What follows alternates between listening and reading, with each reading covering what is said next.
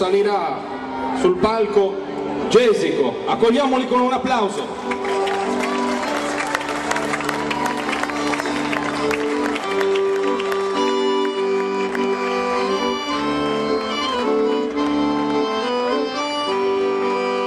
Questo paese, situato tra Sarcinano e Marmilla, nel Campidano, ospita la festa di Sant'Amatore, datata già del 1621. Inoltre si fregia anche di ospitare il premio Sant'Amadu, che è un premio rivolto al rispetto, all'amore e alle tradizioni per la nostra cultura, e a cui quest'anno prenderanno parte anche i componenti del Sant'Anna di Tortolì.